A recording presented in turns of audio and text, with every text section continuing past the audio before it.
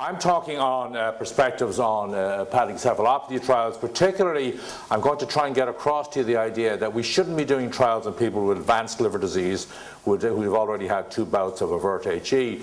We probably should, and we have very good justification for doing studies on patients with what I call covert HE, and we will, and I'll say this 2 or 3 times, we'll try very hard to get rid of the word minimal because it's hurting us a lot more than people realize. Many of the criteria for the diagnosis of HE are also the endpoints in trials. And Rajiv's feeling was, and I think he's correct, that the regulatory bodies, both in England and in Europe and in the United States, are getting less and less impressed with some of the HE endpoints that we've been using. I do think, though, there's a little bit of a shift to understanding perhaps covert HE a little more, which occurred in a couple of recent presentations with the FDA.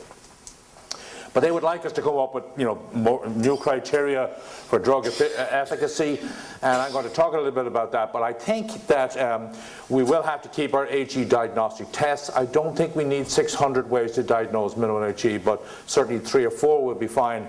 And we also do need better endpoints, or perhaps what I should say is the endpoints that we have, we should use more.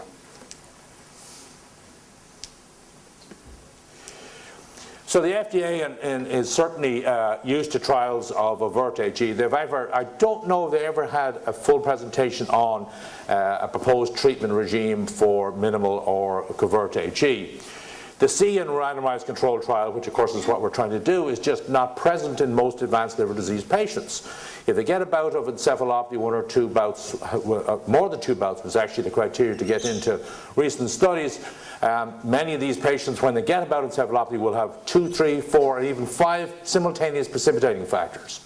You can't do research on uncontrolled circumstances like that, where you're correcting 5 different things and you're testing a drug. So I would argue that why we did it in the past because there wasn't any option, but we've now got an earlier form of encephalopathy that seems to be measurable and findable and quantifiable, and we can actually measure the impact of treatment on patients who have minimal HE. The FDA did think minimal HE was too mild to be worried about. As I said, they're slowly coming through that. They just don't know the impact of minimal HE or covert HE. And the one thing, as I was putting the slides together for this, that I realized, I hadn't thought about it too much. Juan Cordova described recently the fall issues with our cirrhotic patients, which none of us thought of doing. But people who fall down, who have a reduced quality of life, who have loss of employment and they have no desire to go back to work, and the progression to overt HE, these are all extremely serious events in people's lives. And yet people are saying, well, there's nothing, they're not too sick, they're not unconscious is basically what they're saying. And I mean, this disease affects you a lot before it becomes very manifest. So one of the problems, though, in identifying things that are associated with patients with a diagnosis of minimal HE is that when you treat them, has there any evidence that this, whatever it is that you've identified, improves?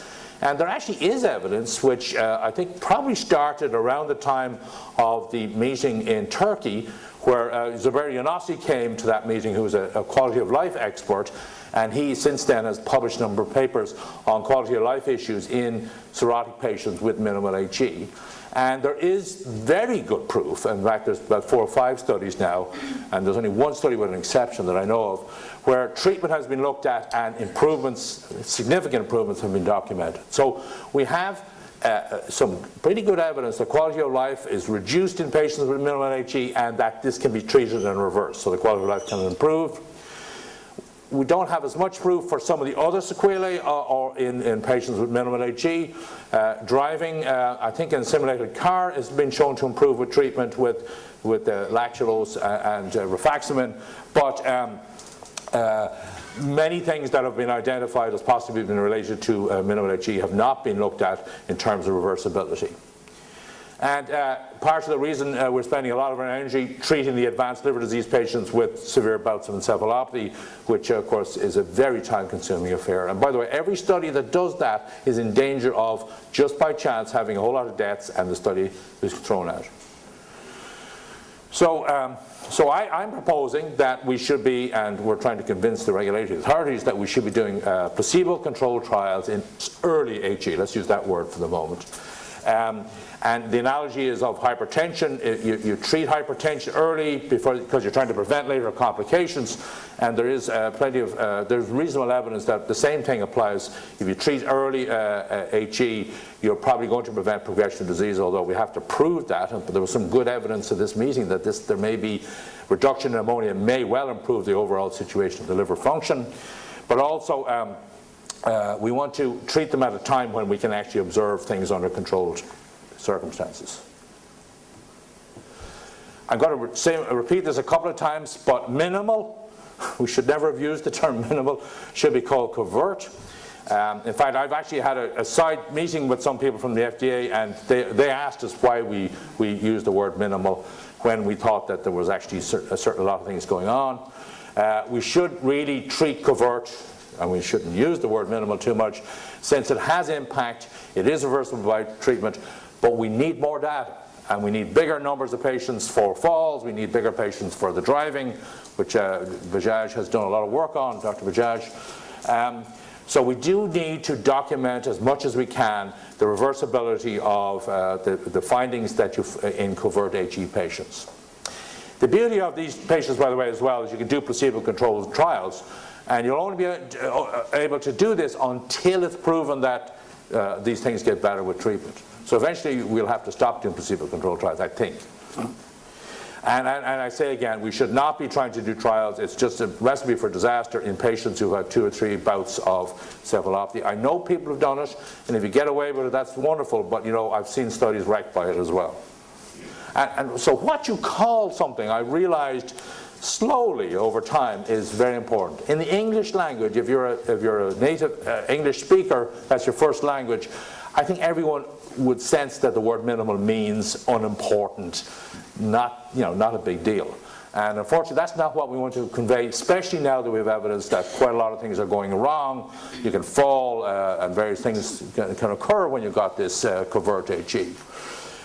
All the drug approvals, as you know, have been for overt HE, although I think Harold Kahn snuck in an indication with lactulose for milder portosystemic encephalopathy, as they called it then. As I said, it's very important when you're making our presentations to regulatory authorities to explain that while we use the term minimal HE and we're trying to get it to go away, that this covert HE is associated with significant medical problems. And as I said, it's a little like the analogy of hypertension. You don't wait until they have a stroke before you intervene. There are other endpoints for HE, and after all, I'm supposed to be talking about this, and I've really concentrated on the endpoints that I know have been documented in minimal HE or covert HE and have been shown to improve, and that's the quality of life measures. The falls prevention, as far as I know, there hasn't been any documentation of reduction of that with a treatment, and that would take a reasonably long study. The ability to work is obviously very important. Kind of hard to document that. That needs to be a very long sort of study.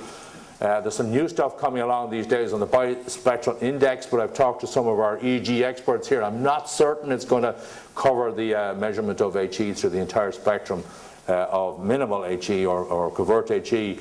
There are other things like reduction in sleepiness that could become an important endpoint. And really, perhaps the most important, and the one at the bottom there, is the delay, or even better still, the prevention of overt HE in patients who, by virtue of being diagnosed as having covert HE, are at tremendous risk of developing overt HE. So ultimately, research on that, which I think needs to start when people are at mild disease, is very important. There are other things we can do. Some are a little hard, like measuring the degree of brain edema. We certainly can do myoinositol levels, and that can be done almost any hospital if you can talk the radiology department into helping you with that. Cerebral blood flow has been pretty good, especially for overt encephalopathy as a measure of that. And then there's other things I come across now and then: finger tapping, flexion of the hip, voice modulation measurements, which a speech therapist told me about once, but I've never actually seen done. And NMR glutamine levels would potentially be helpful to some degree. But these are endpoints that we are probably not going to develop too much, except, of course, maybe having brain imaging studies to make sure that we don't miss subdural hematomas. Sort of trials that are needed, and I think will be done, hopefully, we have a number of very good drugs already, so we can already start to perhaps do these trials, is a double-blind randomized controlled trial of active therapy, whether it's rifaximin or lactulose or LOLA or your glutaminase inhibitor.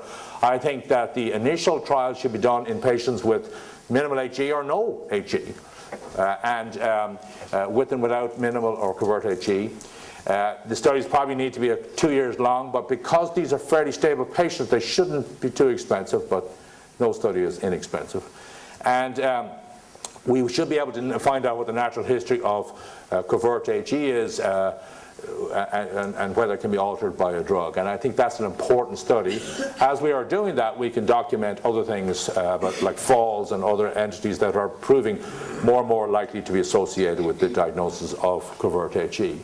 And as I said, the early stage of this study is not so expensive, and you might use the endpoint when they get to the first bout of overt HE. So I think that they're doable, and the beauty is you can have a placebo-controlled trial. So I'm just giving you some thoughts. People who know very little about hepatic encephalopathy think there's very little to know. And people who know a lot about HE, and I would think I know a fair bit about HE, know that we don't know anything. So I'll stop there. Thank you.